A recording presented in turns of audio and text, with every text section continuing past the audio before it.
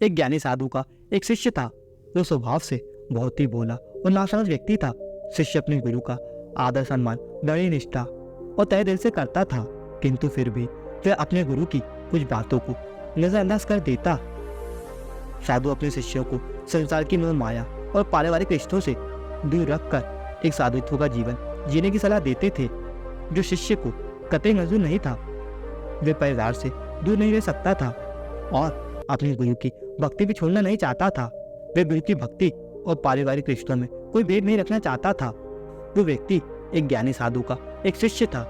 जब एक दिन वे अचानक अपने गुरु के पास आश्रम में आया और बोला, गुरुजी, मेरा रिश्ता पक्का हो गया है। गुरुजी ये बात सुनते ही सदमे में डूब गए और अपने उदास मन से बोले, बेटा, तेरा रिश्ता हो गया है। वो शिष्य अपने स्वभाव से थोड़ा बोला और नासमझ था। वह अपने गुरु की बातों का अर्थ नहीं समझ पाया, किंतु इतना समझ चुका था कि गुरुजी मेरे रिश्ते से खुश नहीं है और वह वहां से चला जाता है। कुछ दिनों बाद वह दोबारा अपने गुरु के पास आता है और कहता है, मैं आपको अपनी शादी का निमंत्रण देने आया हूँ। गुरुजी ने फिर वैसे ही जवाब दिया और बोले, बेटा, तू तेरे परिवार से भी गया। उसने अपने गुरुजी के इन कथनों का भी कोई जवाब नहीं दिया। कुछ दिनों बाद वह फिर अपने गुरुजी के पास आया और बोला, गुरुजी, मेरा विवाह हो गया और मेरी पत्नी भी घर आ गई है। गुरुजी ने तीसरी बार भी एक वैसे ही कथन बोला, बेटा, अब तो तू दुनिया से गया। वे थोड़ा नाराजगी से बोला, गुरुजी, आप नहीं जानते, मेरे परिवार वाले मुझसे बहुत प्रेम करते हैं। हमेशा उन्हें मेरी फिक्र रहती है और मेरी पत्नी भी मुझसे प्रेम करने वाली मिली है।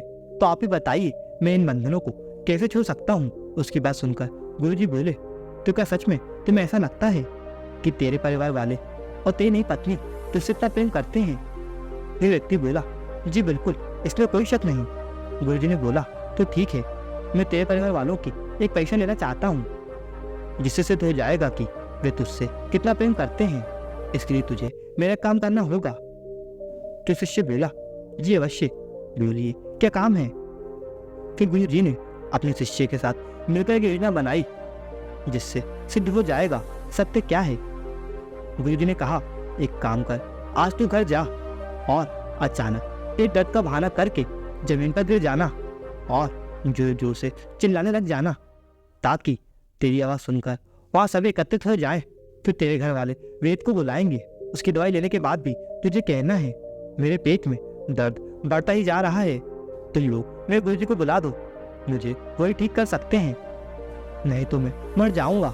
और जैसे ही मैं वहां पहुंचता हूँ, तुम मरने का बहाना कर देना।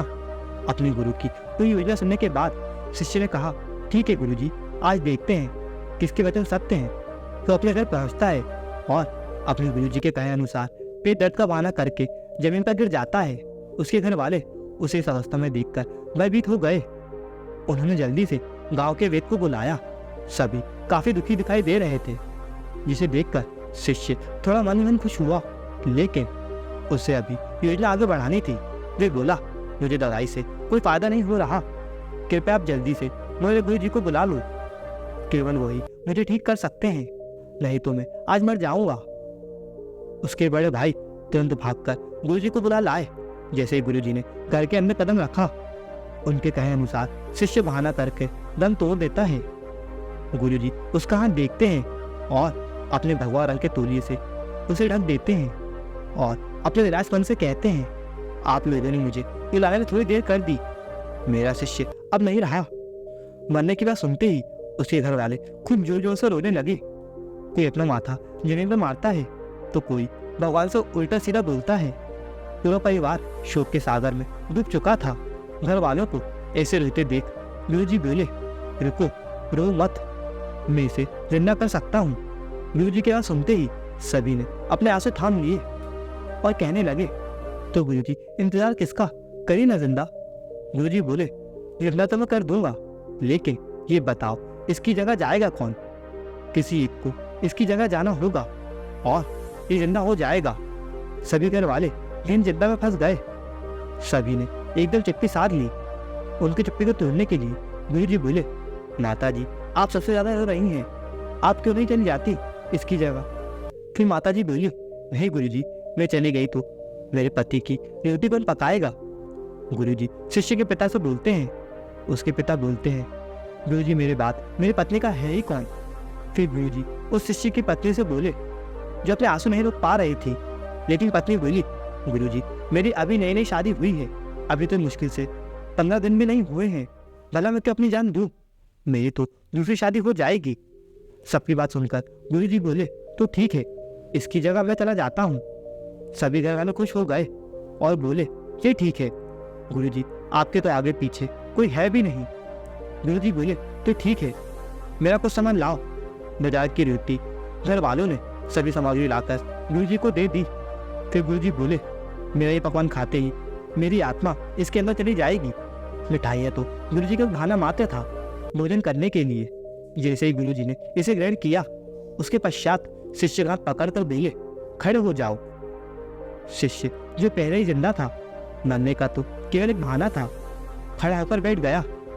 उसके घर वाले उसे जिंदा होते देखकर काफी खुश हुए, लेकिन अपने परिवार वालों की नकली खुशी को देखकर वह एक गहरे दुख में डूब गया। गुरुजी ने उसके उदास चेहरे को देखा और बोले, तो ठीक है, अब मैं चलता हूँ। यहाँ दम तोड़ दूंगा तो तुम्हें परेशानी होगी, मैं खुद ही शमशान घाट चला जाता हूँ। गुरुजी जैसे ही जाने के लिए आगे बढ़े, शिष्य ने उनके पैर पकड़ लिए और बोला, कहाँ जा रहे हो गुरुजी? अपने इस भोले और नासमझ भक्त को अपने साथ नहीं लेकर जाओगे? तब से शिष्य ने संसारिक में माया और पारिवारिक रिश्तों से अपने सारे बंधन तोड़ दिए और अपने गुरुजी के साथ दूर रहने का निश्चय कर लिया।